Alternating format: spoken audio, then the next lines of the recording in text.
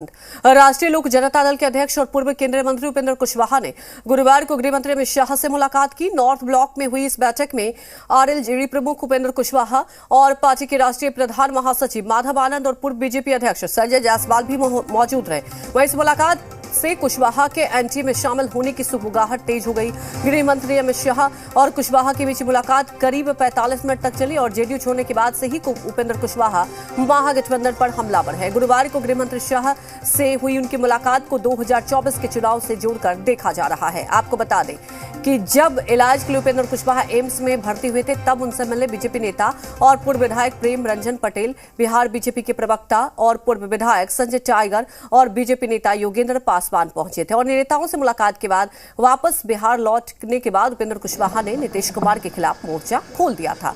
उपेंद्र कुशवाहा ने नीतीश कुमार पर आरजेडी के साथ हुई कथित डील को लेकर सवाल उठाए थे और इसके बाद वह जेडीयू से अलग हो गए और नई पार्टी आरएलजेडी बनाई थी। हालांकि मुलाकात के दौरान मौजूद रहे आरएलजेडी के राष्ट्रीय प्रधान महासचिव माधव आनंद ने कहा कि यह एक शिष्टाचार मुलाकात थी।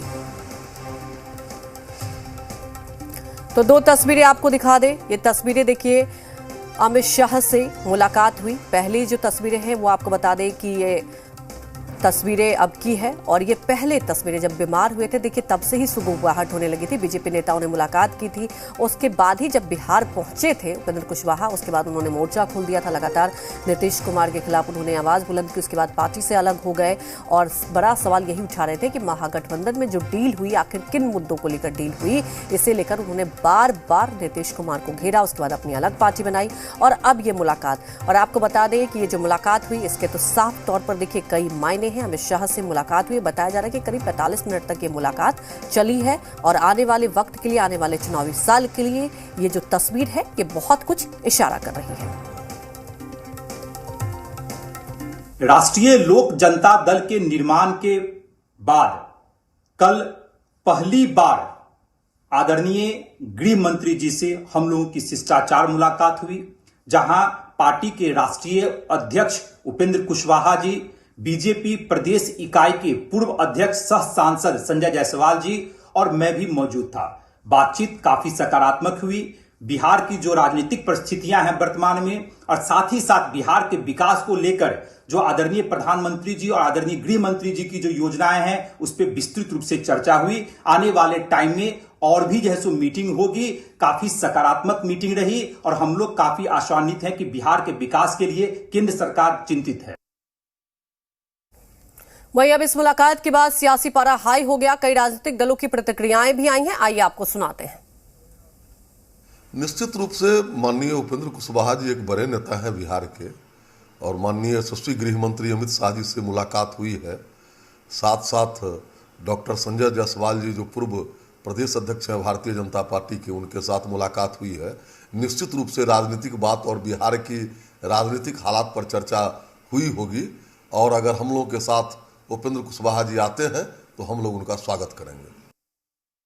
जम्मू कश्मीर के पुंछ में हमारे जवान शहीद हुए और वैसी स्थिति में देश के गृह मंत्री से रालोसपा या जो भी उनकी पार्टी का नामकरण हो, उनके प्रमुख का भेंट होना, तो मुझे ऐसा लगता है कि निश्चित रूप से माननीय उपेंद्र कुशवाहा जी जिस सवाल को मजबूती से उठाए थे, राजनीतिक संदर्भ को चर्चा वो किया, वो जाने कि सम्राट अशोक को जो अपमानित करने की भाषा राष्ट्रीय स्वयंसेवक संघ के द्वारा जो किया गया था और जिसको पद्मश्री मिला था, तो हम समझते हैं कि जरूर उन्होंने गृह मंत्री अमित शाह जी से कहा होगा कि मेरा यह पूर्व शर्त है कि जिसने सम्राट अशोक का अपमान किया उसका पद्मश्री वापस ले लीजिए। इसके अलावा राजनीतिक संदर्भ तो एक ही लक्ष्य, एक ही उद्देश्य है कि माननीय नीतीश कुमार के खिलाफ राजनीतिक जुगलबंदी। हम लोग तो ये बात पहले से कह रहे थे कि आदरणीय उपेंद्र कुशवाहा जी की डील बीजेपी से हो गई है और बीजेपी के झांसे में फिर से वो फंस गए हैं। बीजेपी में एनडीए में वो पहले भी थे, एनडीए छोड़कर वो आए थे 2019 में, फिर से अब बीजेपी के गोद में जा बैठे हैं। बीजेपी भयभीत है 2024 में बिहार से खाता खुलेगा नहीं, इसलिए वो कई लोगों से डील कर रही है। इससे कोई फर्क नहीं पड़ने वाला है। जनता का दिल महागठबंधन नीतीश तेजस्वी की सरकार के साथ है। देखिए, उपेंद्र कुशवाहा जी से बिहार की राजनीति के सेहत पे कोई असर नहीं पड़ने वाला है। विधानसभा चुनाव लड़कर देख लिए हैं कि यहाँ पर उनकी जनता ने उनको नकार दिया है। अब वो अपनी बेरोजगारी को दूर करने के लिए अमित शाह जी से मिले हैं ताकि पुनः वो राजनीति में स्थापित हो सके।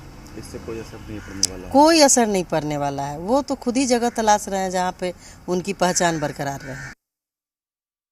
ऐसा नहीं है कि क्षेत्रीय दलों ने अपना अस्तित्व नहीं कायम किया है, चाहे उपेंद्र कुशवाहा जी हों या और कई क्षेत्रीय दल हैं, छोटे दल हैं, उन्होंने भी अपना अस्तित्व कायम किया है।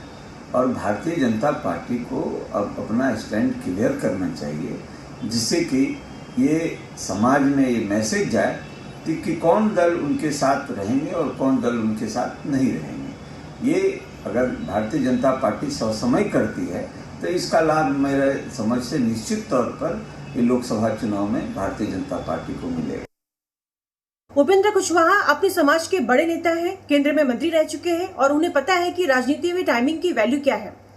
उपेंद्र कुशवाहा अमित शाह जी से मिलते हैं, उनके साथ संजय जायसवाल मौजूद होते हैं, माधव आनंद मौजूद होते हैं। ऐसा नहीं है कि मुलाकात सिर्फ उपेंद्र कुशवाहा जी की हुई है। उनकी उपेंद्र कुशवाहा जी की मुलाकात पूरे कोर टीम के साथ वहां मौजूद है, जिसमें कि मैंने बताया कि माधव आनंद जैसे नेता हैं। दूसरी तरफ बीजेपी के पूर्व प्रदेश अध्यक्ष संजय जायसवाल सांसद वो भी है। ये सामान्य नहीं है, तस्वीर बहुत कुछ बता जाती है जो इंसान घंटों बोलकर बता नहीं पाता है। इस बार तस्वीर ने बता दिया है कि बिहार की राजनीति में क्या चेंजेस आने वाले हैं। तमाम जानकारी के साथ संवाददाता पटना से रुपेंद्र श्रीवास्तव लाइव जुड़ चुके हैं। रुपेंद्र, देखिए ये सुगबुगाहट तो पहले से ही थी राजनीतिक गलियारों में, अब ये मुलाकात हुई है। रुपेंद्र, कहा यह जाएगा ठीक है औपचारिक मुलाकात थी, इसके कोई मायने नहीं, लेकिन तस्वीरें तो बहुत कुछ बयां कर रही है। रुपेंद्र,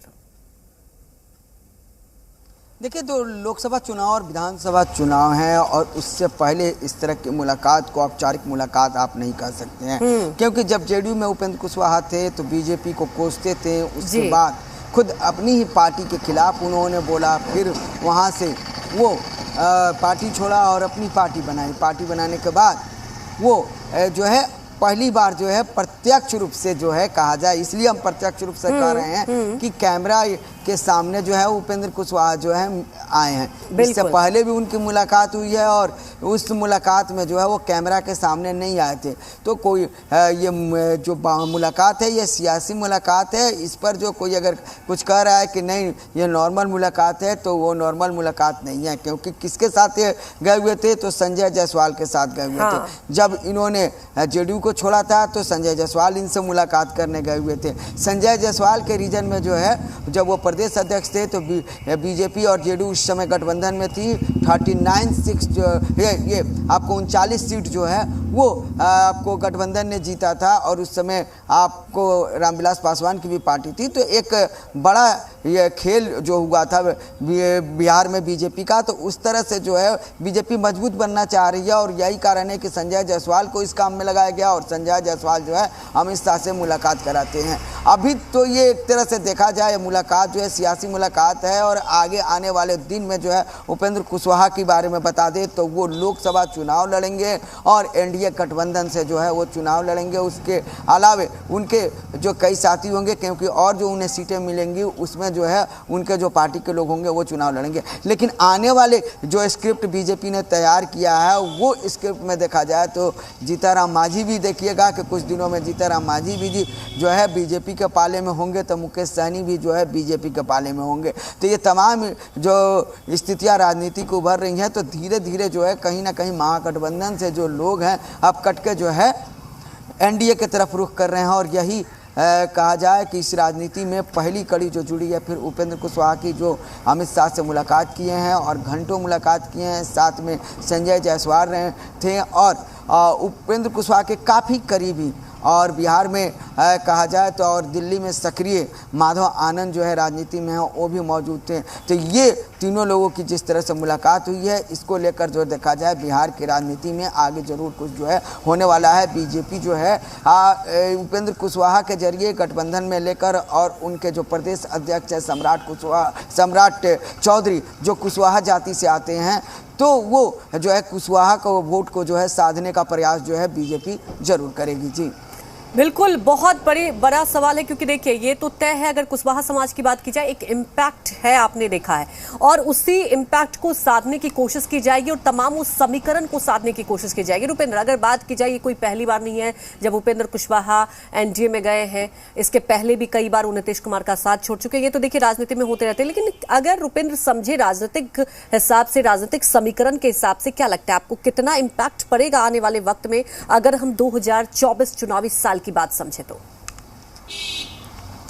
देखिए 2024 में जहाँ तक नीतीश कुमार की राजनीति के इतिहास देखा जाए, 90 के दशक के बाद का देखा जाए और 2023 है, इन तमाम चीज़ों में है लौकुश की राजनीति बिहार में जो है काफ़ी जो है प्रसिद्ध हुई थी। और लौकुश इसलिए कहा जाता है कुशवाहा और कुर्मी, तो नीतीश कुमार जो है कुर्मी कास्ट से आते हैं और कुशवाहा कास्ट को लेकर कई कुशवाहा नेता को जो है उन्होंने आगे बढ़ाया। लेकिन एक चीज़ और देखा जाए, जब कुशवाहा नेता आगे बढ़ते गए तो वो नीचे भी गए, क्योंकि पार्टी ने उनका जो है आगे बढ़ने में साथ नहीं दिया, तो वो नीचे भी गए। तो कुर्मी और कुशवाहा को, लौकुश को एक लेकर जो है लालू यादव के खिलाफ एक अभियान चला था और लालू यादव की सरकार गिरी थी, राबड़ी देवी की सरकार गिरी थी और ये लोग सरकार में आए थे। अब वही जो है चाल जो है अब बीजेपी खेलना चाह रही है। बीजेपी जो है वो भी अपना सारा एजेंडा तैयार रखी है। नीतीश कुमार के काफ़ी करीबी जो है आरसीपी सिंह जो है उनके भी टच में बीजेपी है। और जो है लौकुश का जो खेल है, और ये इधर सम्राट चौधरी और उपेंद्र कुशवाहा हैं, तो इन लौकुश के खेल को जो है बीजेपी आगे 2024 और 2025 में अपनाना चाह रही है। वहीं जो है अब खास करके जो है सहनी जाति का जो है उसको भी बीजेपी को वोट लेना है, तो सहनी जाति को लेकर मुकेश सहनी पर डोरे डाल रही है। तो वहीं जो है जीतनराम मांझी पर भी जो है डोरे डाल रही है। कुछ दिन पहले जीतनराम मांझी ने साफ कर दिया था कि अब हमारे लोग फैसला करेंगे कि हमें कहाँ रहना है, क्या कि हमारी बात महागठबंधन में सुनी नहीं जाती है। तो उपेंद्र कुशवाहा जो है उसी तरह महागठबंधन में कहते थे कि मेरी बात नहीं सुनी जाती है। इससे पहले भी जीतनराम मांझी भी बोले हैं कि नहीं सुनी जाती है, फिर वो अंदर गए बाहर आए, इस गठबंधन से उस गठबंधन, उस गठबंधन। बिल्कुल, देखिए अभी आने वाले वक्त में और भी देखिए रुपेंद्र क्या कुछ तस्वीरें देखने को मिलेगी। बड़ा सवाल यही है कि देखिए भारतीय जनता पार्टी एक समीकरण को साधने की पूरी कोशिश, हालांकि आपने बहुत महत्वपूर्ण बात यहां पर उजागर कर दिया कि देखिए अगर कोई कह रहा है कि औपचारिक मुलाकात है तो औपचारिक मुलाकात तो लग नहीं रहा। फिलहाल हमारे साथ जुड़ने के लिए आपका शुक्रिया। बीजेपी नेता और पूर्व मंत्री नीरज कुमार बबलू ने बड़ा दावा किया है जिस पर सियासी बवंडर खड़ा हो गया। उनका कहना है कि